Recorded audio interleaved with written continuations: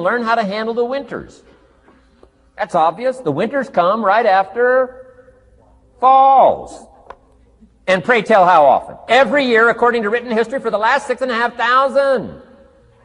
To cross your fingers and say, I hope it doesn't come. I'm telling you, we call that naive.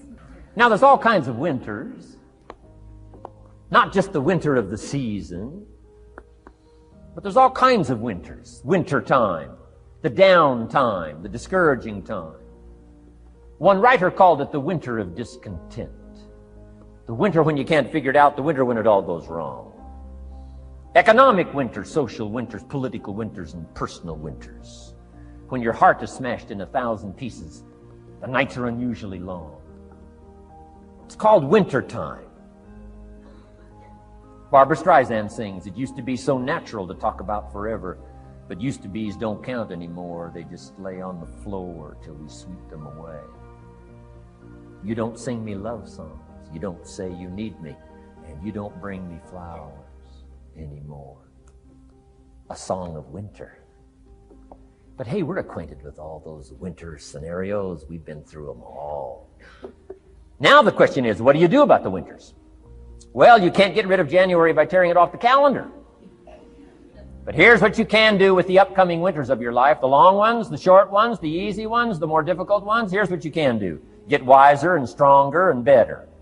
Just make a list of that trio of good words. Wiser, stronger, and better.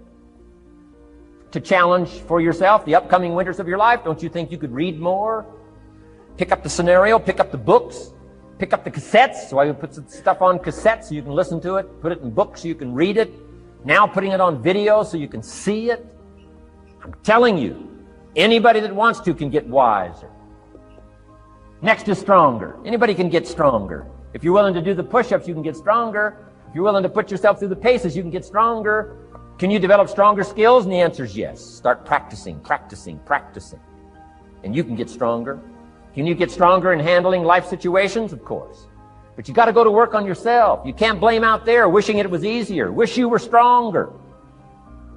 And here's the last one. Get better. Anybody can get better. Language, we can all get better. I've been lecturing now for 33 years, and I'm telling you, today versus 33 years ago, I'm better. First time I gave a talk, I stood up, my mind sat back down. I mean, I've been through that whole deal. Opened my mouth, nothing came out for a while. My knees are banging together, the sweat's pouring off my face, I'm shaking like a leaf. It's called terror, in case you haven't tried it as first attempts. But I'm telling you, I got through it, and I did it again, and I got through it, and I did it again, and I got through it. And now, of course, I can lecture for a few hours in one day. Anybody can get better. Develop the skills, okay? Handle the upcoming winters. Don't wish away the winters. That's called naive. Wish for the skills. Wish for the strength. Wish for the wisdom. The hardest part it's what's called the imposter syndrome. So your internal dialogue starts being framed by negative perceptions of self, by self, based on... Okay, so you don't see irrelevant things. That's most things. You do see things that move you forward, and you do see things that get in your way. And in the class of things that get in your way are indeterminate occurrences, novel or anomalous occurrences. And almost everything that gets in your way is in some sense a novel occurrence, because you usually structure your behavior so that you don't go anywhere where something wildly anomalous is likely to occur. So if you encounter an obstacle, two things happen at the same time, and one is that your movement forward to your specific goal or sets of goals is blocked. But the second thing that happens is you're faced with a mystery, and the mystery is, this thing wasn't supposed to exist, but it does exist. So what implication does that have for everything I think?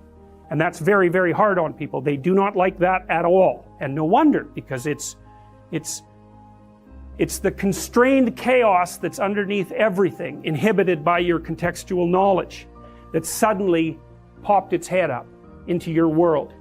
It's like the shark in the movie Jaws, which is of course a mythological story. It's exactly that, and it's exactly what that movie signified.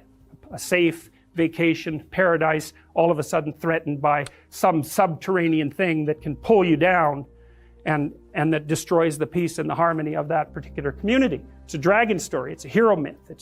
It's the story that people have been telling forever. So and what you can think of that thing that reemerges, that shark that rises up from the depths, or that whale, or that dragon, or that predator, or the foreign invader for that matter, or the barbarian. They all fit into the same category. That's what had been deemed irrelevant suddenly manifesting itself. And when you think about how much is deemed irrelevant, the fact that it suddenly manifests itself, that's exactly the purpose for the reason for the trauma. It's like, well, I've eradicated from my conceptualizations 99.99% of everything. It's zeroed out. And all of a sudden I've made a mistake. Bang, I don't know where I am. Well, what's relevant when you don't know where you are? And the answer to that is, since you don't know, everything is relevant. And you can imagine the sort of terror that people who experience paranoid schizophrenia are living in perennially, because what happens to them is precisely that. They undergo neurophysiological transformations that makes everything that they once depended on disappear, and everything comes back as relevant. And that puts them in the early stages of schizophrenia. That's extraordinarily stressful neurophysiologically. So they're overwhelmed with cortisol, and their brains deteriorate as a consequence of that. It's just too much. So, and unsurprisingly, right? Because you can hardly deal with anything, let alone with everything. Now, and often what you see, and it's rarely conceptualized this way in the training of clinical therapists, but often what you see when you are dealing with people who are in crisis isn't people who have a mental illness. In fact, in my experience, that's actually quite rare. What's far more common is that the person that you're talking to has become overwhelmed by catastrophe. So their life has fallen apart in some way that makes what they're doing actually impossible. So maybe someone very close to them in their family that they were depending on has developed a very serious illness, and that's thrown their entire financial state into utter chaos. Or maybe they've developed a condition that makes it impossible for them to work. Or, you can imagine the potential range of catastrophes. And they're coming to see you because they're anxious and depressed, but the reason they're anxious and depressed is because everything they have ignored has popped its head back up and is hell-bent on their destruction. And often you see people who are being attacked by 5 or 6 of these monsters at the same time. And it isn't their mental illness that stops them from being able to deal with it, although that, whatever weaknesses you have are going to interfere. It's the fact that what they're facing is no damn joke, and if you were facing it, you'd feel exactly the same way. So then you're trying to come up with practical solutions to these tremendously complex problems. And that's well, it's extraordinarily difficult, generally speaking. People often don't come to a therapist until they've exhausted their entire range of resources. They cannot figure out what to do. And so, in a situation like that, you can administer antidepressants, and maybe that'll help the person increase their stress resistance. But and it may be that because they're depressed and have been brought down, that they are in fact exaggerating the danger of some of the smaller monsters that are after them. But making the person more stress resilient doesn't give them, for example, a new job, and it certainly doesn't bring back the person they've been living with for 2 years who has a degenerating neurological disease or some form of cancer. Like, these things are major. I often see people who, well, they're in a relationship, maybe they're rather isolated, older people. One of the partners is dying and their entire financial situation has become catastrophic. It's like, that's not a mental illness, man. I mean, they may have got into that situation because of one inadequacy or another, but you don't even want to push that too far, because that sort of thing can happen to anyone, and will, in fact, happen to most people in one form or another, at least at some point in their lives. So you want to be damn prepared for that. You want to be prepared for that, because it's bitter and harsh and anxiety-provoking and painful. But if you're not ready, then it's also hell. And often you can stop things from becoming hell, even though you can't stop them from being bitter and painful and anxiety-provoking and all of that. You can at least delimit the catastrophe enough so that it doesn't permanently bring you and the people around you down. And that's not so bad, right? That's a hell, or at least it's a lot better than the alternative. So this is the problem, things object, things are obstacles. Well, how big is the obstacle? It's the same question as how big is the predator that's lurking outside the door of our cave?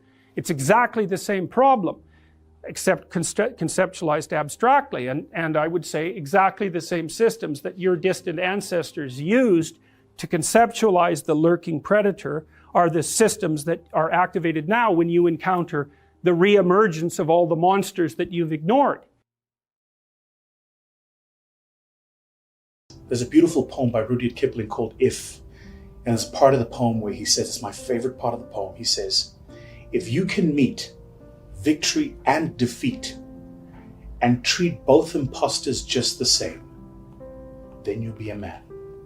Because what he's saying is victory and defeat are both imposters. They are not you. They're events external of you, but you have to treat them just the same. Never let them define you. Don't let them move your core, you know? It's like, what's funny about failing, I think, is you learn more from failing often than you do from succeeding. One of the challenges of living in the world today is people have an opinion about everything. It's a real problem.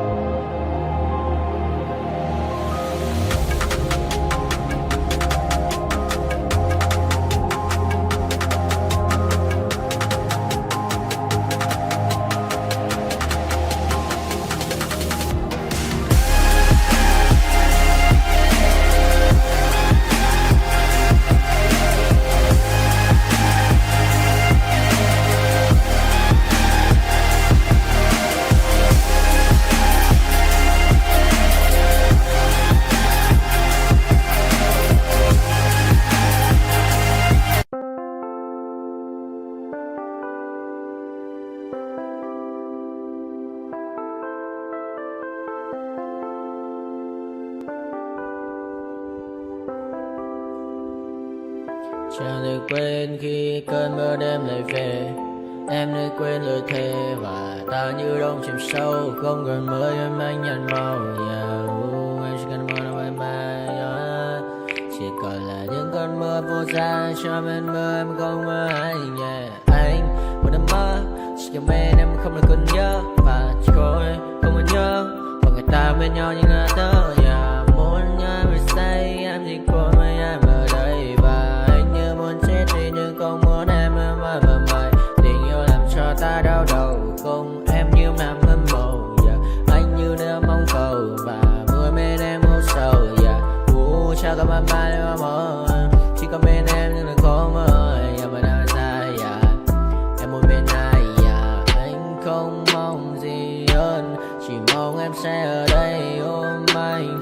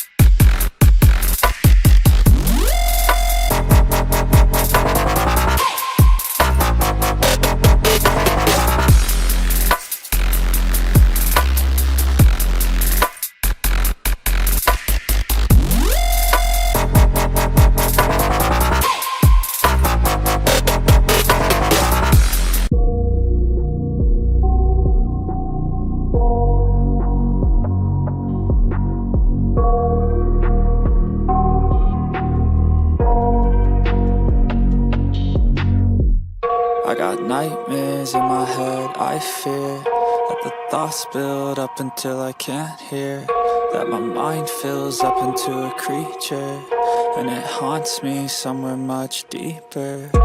Anxiety, filling up every space, no privacy.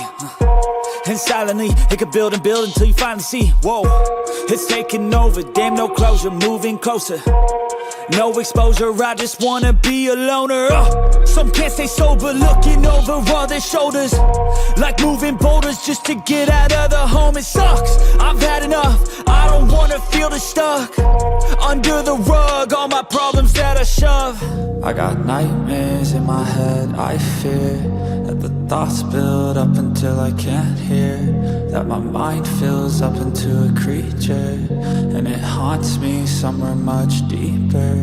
I got nightmares in my head, I fear that the thoughts build up until I can't hear, that my mind fills up into a creature, and it haunts me somewhere much deeper.